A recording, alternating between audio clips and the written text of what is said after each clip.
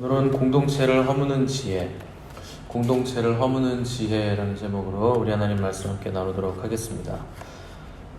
이 야고보가 편지를 써 보냈던 이 초대교회 시대도 우리가 생각하는 것처럼 완전히 이상적인 교회라고 생각할 수는 없었는데 신앙생활 전반의 실제적인 문제들을 야고보가 조목조목 이 편지를 통해서 써 보냈기 때문에 문제가 많았다 하는 것을 우리가 알 수 있습니다.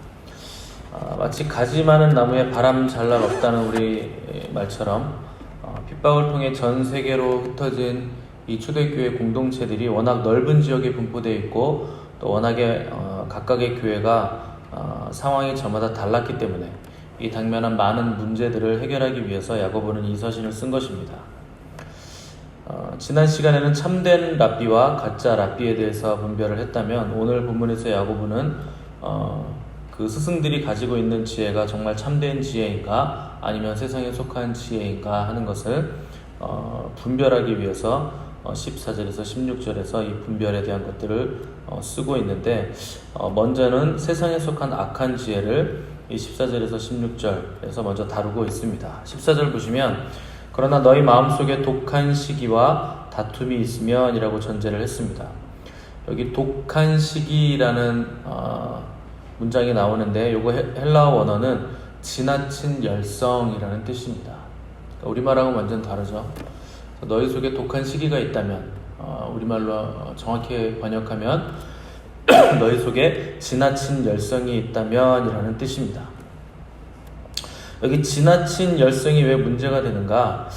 이 열성은 개인적인 질투 이런 차원의 문제가 아니라 다른 사람에게 자신의 의견을 지나치게 강요함으로써 공동체를 허물기 때문에 야고보가 이 지나친 열성에 대해서 지금 주의를 주고 있는 겁니다.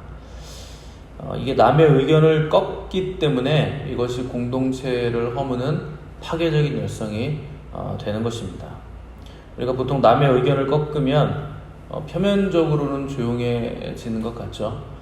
그런데 자기 생각이 꺾인 사람은 내심 불만을 가지기 때문에 이 공동체 안에서 보이지 않는 균열이 생겨나기 시작되기 때문에 이 지나친 열성이 문제가 되는 겁니다. 이런 일들이 쌓이고 쌓여서 반복되면 어느 순간에 이제 터지게 되겠죠. 그래서 이게 이제 골마 터지면서 걷잡을 수 없이 공동체성이 와해되기 때문에 야고보는 지나친 열성에 대해서 지금 경고를 하고 있는 것입니다. 특별히 지혜가 있는 사람들 또 하늘로부터 오는 지혜를 가졌다고 하는 사람들이 다른 사람에게 자신의 의견을 지나치게 강요하는데 왜 강요하는가? 자기의 말이 진리라고 믿기 때문에 그런 것입니다. 그러니까 하나님께로부터 받은 말씀도 있고 또 성경적이고 이런 것들이 토대가 되기 때문에 자기 의견을 강요하는 건데 의도는 악한 의도가 아니라 하는 겁니다. 의도는 좋은데 야고보가 얘기하는 건 열매가 좋지 않으면 의도와 상관없이 그 지혜는 악한 지혜다. 세상에 속한 지혜고 귀신에 속한 지혜다. 이렇게 얘기하고 있는 겁니다. 이런 일들은 특별히 은사자들에게 많이 나타나죠. 처음에 은사를 받고 하나님의 말씀을 보고 듣는다고 하는 이 초보 은사자들에게 통과 의례처럼 나타나는 현상들이 내 말을 들어라 하는 현상들입니다.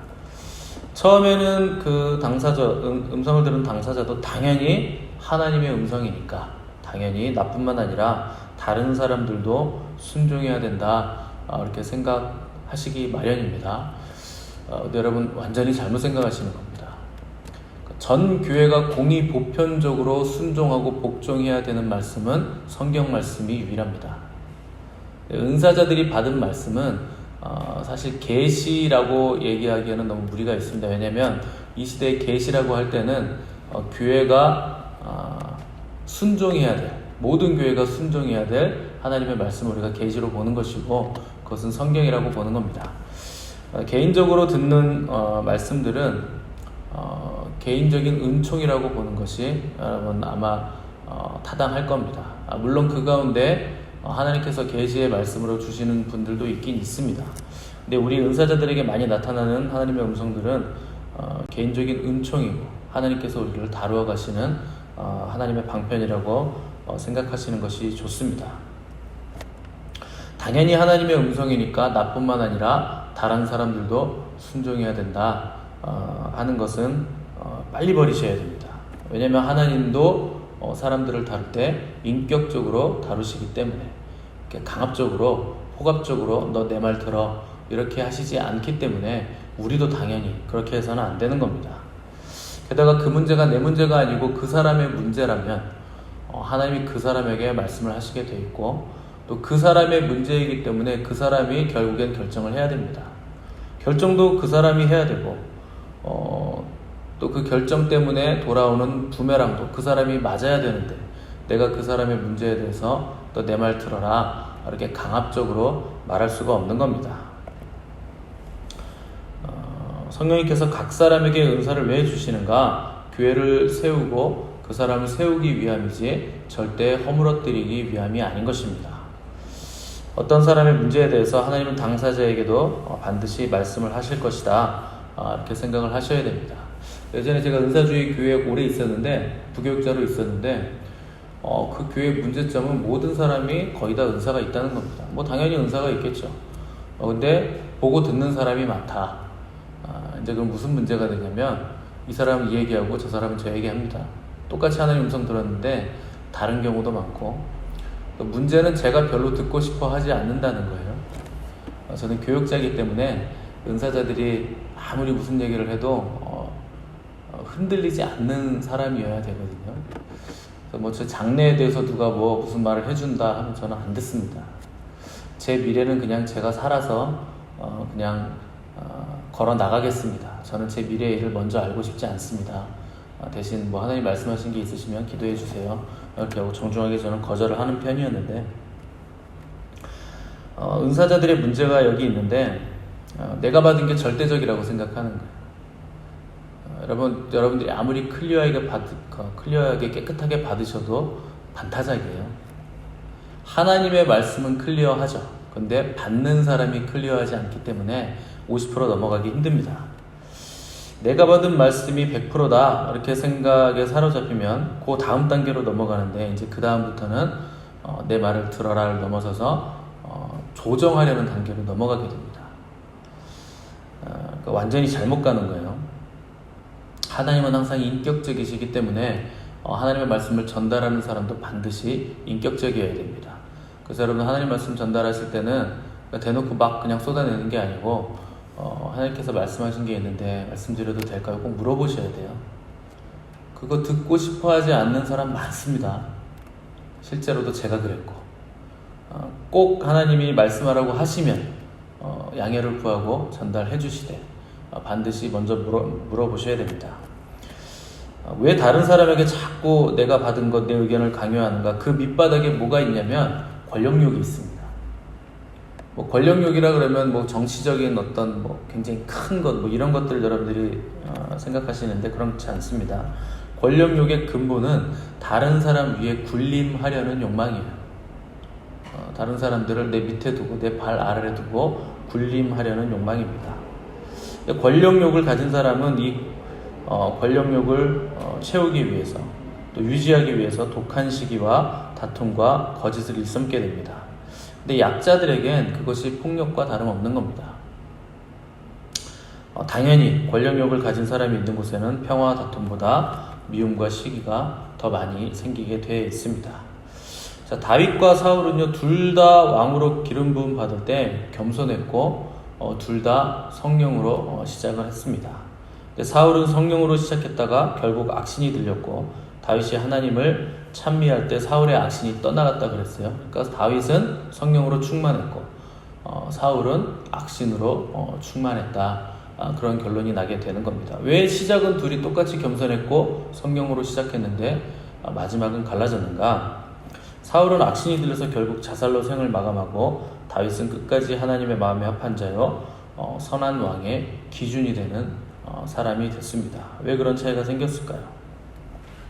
추구하는 바가 다르기 때문에 그런 겁니다. 다윗의 소원은 뭔가요? 항상 주의 전에서 하나님의 얼굴을 사모하는 그것이 다윗이 추구하는 것, 위의 것을 추구했다는 뜻입니다. 사울 왕은 왕으로 기름 부음 받자마자 시작은 겸손했으나 그때부터 사울은 사람들의 눈치를 보기 시작합니다.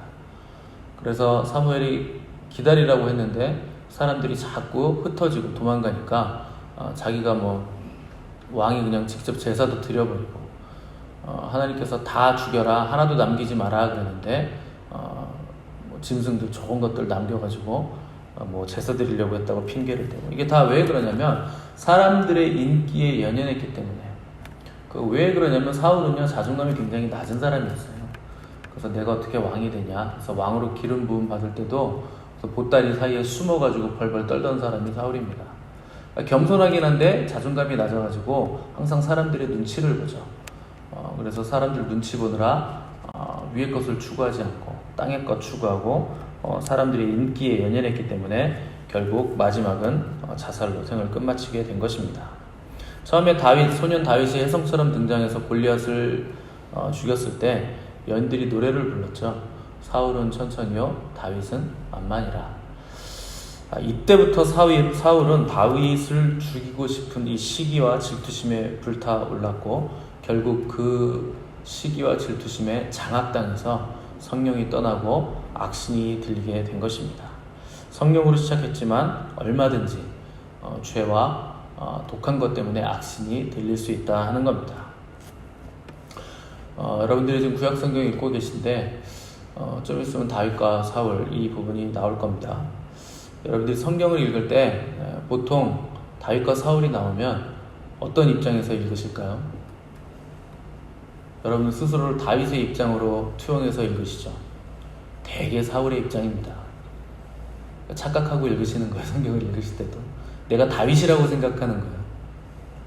그렇지 않습니다. 대개 우리는 악한 쪽에 더 많이 생각이 가 있습니다.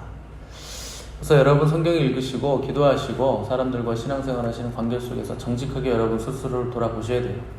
내가 있는 곳에 평화가 임하는가, 아니면 늘상 시끄럽고 다툼과 미움과 시기가 생기는가, 여러분 한번 되돌아보셔야 됩니다. 아무리 하나님의 음성을 잘 듣고 하나님과 교제가 깊어도 다른 사람과의 관계에 있어서 시기와 다툼이 일어난다면 그것은 진리를 거스르는 것이고 거짓말하는 겁니다. 다른 사람과의 관계가 하나님의 관계를 증명해주는 보이는 증거라고 제가 누누이 말씀을 드렸습니다.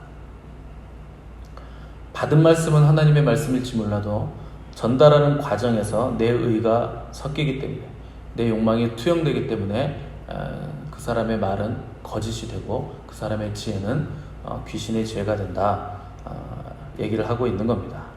제 말이 아니라 야고보의 말입니다. 성경의 말입니다. 자, 시작할 때는요, 우리가 다 진리로 시작합니다. 여러분 신앙생활 시작하시는 분들 다 성령으로 시작하죠. 성령이 아니고서는 예수 그리스도를 구주로 시인할 수 없기 때문에 모든 크리스찬들의 시작은 다 성령으로 시작을 하고 진리로 시작을 하는 겁니다. 그런데 시간이 가면서 성령으로 끝마치는 사람이 있는가 하면 대부분의 사람들은 육체로 마치게 됩니다. 왜 그럴까요? 하늘의 것이 아니라, 위의 것이 아니라 땅의 것을 추구하기 때문에 그런 겁니다. 땅의 것이란 나를 추구한다 하는 겁니다. 15절 보시면 야고보는 이런 지혜는 위로부터 내려온 것이 아니요 땅의 것이요 정욕의 것이요 귀신의 지혜라 이렇게 진단을 내렸습니다. 결국 살리는 지혜가 아니고 공동체를 세우는 지혜가 아니고 죽이는 지혜라 하는 뜻입니다. 어떤 대학 교수가 강을 건너게 되는데 나룻배, 젊은 사공이 노를 젓는 나룻배를 탔어요. 자, 3분의 1쯤 갔는데 교수가 이 젊은 사공에게 물어봅니다. 자네 결혼은 했는가? 이렇게 물으니까 못했다고 하죠. 교수가 또 묻습니다. 그럼 철학은 아나? 이렇게 물으니까 모릅니다. 이렇게 대답을 했습니다. 그러니까 교수가 자네는 인생의 4분의 1을 잃어버렸구만 이렇게 얘기를 했습니다. 그럼 또 지리학은 아나? 이렇게 물어봤어요. 이 사공이 모릅니다. 대답을 했습니다. 그러니까 교수가 그럼 자네는 인생의 절반 2분의 1을 잃어버린 걸세 이렇게 얘기를 했습니다. 또 잠시 있다가 그럼 천문학은 아나? 물어봤고 사공이 모른다고 하니까 그럼 자네는 인생의 4분의 3을 잃어버렸구만 이렇게 얘기를 했습니다. 근데 갑자기 폭풍이 불었어요. 그래서 배가 뒤집혔습니다. 둘 다 물에 빠졌는데 이 교수는 물을 먹으면서 꼴딱꼴딱 숨이 넘어갈 상태였고 뱃사공은 떠 있으면서 헤엄을 치면서 대학 교수에게 물었습니다.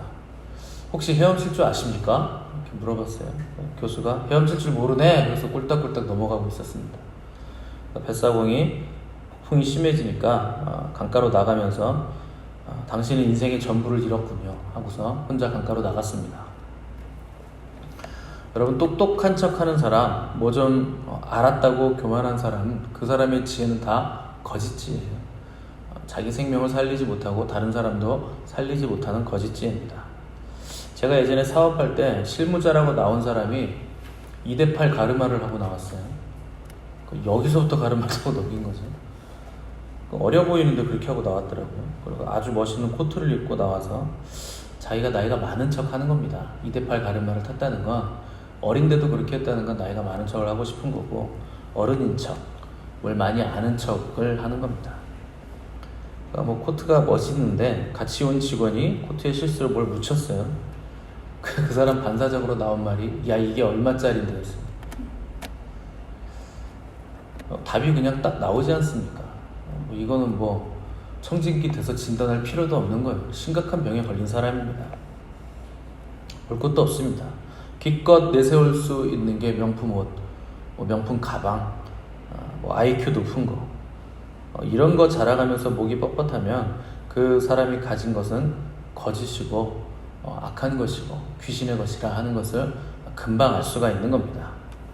거짓 지혜는 목이 뻣뻣하고 남을 멸시하고 스스로 교만해져서 남에게 강요하는 것, 이것이 거짓 지혜의 특징입니다. 성령의 은사라도 아무리 총명하고 유능할지라도 이 이기적인 경쟁심, 거짓 지혜는 그가 가진 모든 은사들을 그냥 사탄의 도구로 전락시키고 말게 되는 것입니다. 아무리 하늘로부터 온 지혜라도 우리의 입을 거치는 순간 우리가 어떻게 통과시키느냐에 따라서 사탄의 지혜로 얼마든지 둔갑할 수 있는 겁니다. 그래서 우리는 통로가 되는 것인데 통로의 역할은 깨끗함이 관건입니다.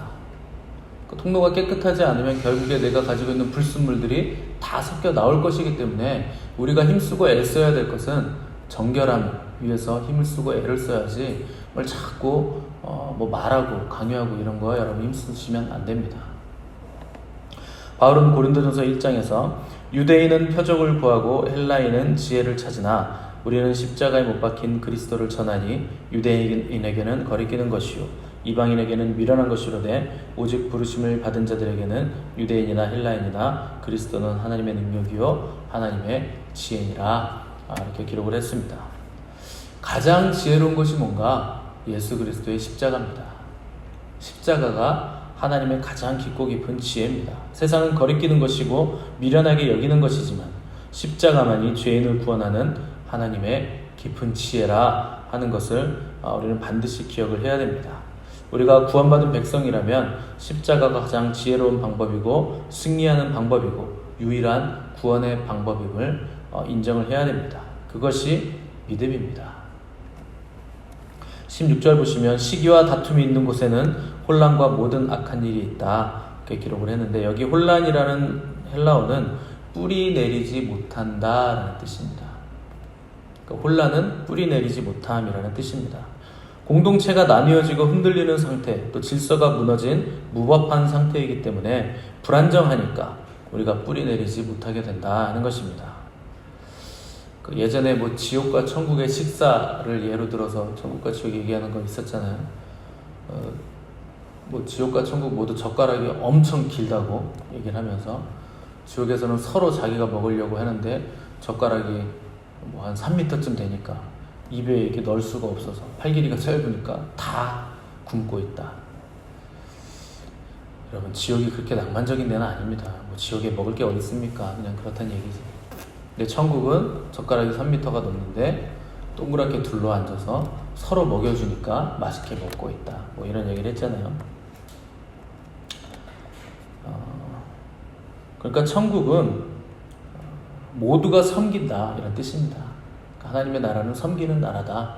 모두가 섬기는 종이 되려고 하지만 아무도 종이 되지 않고 모두가 섬김을 받을 수 있는 나라가 하나님의 나라라 하는 뜻이고, 사탄의 왕국은 모두가 왕이 되려고 하기 때문에 모두가 섬김 받으려고만 하기 때문에 아무도 섬김받지 못하고 왕이 되지 못하는 나라다.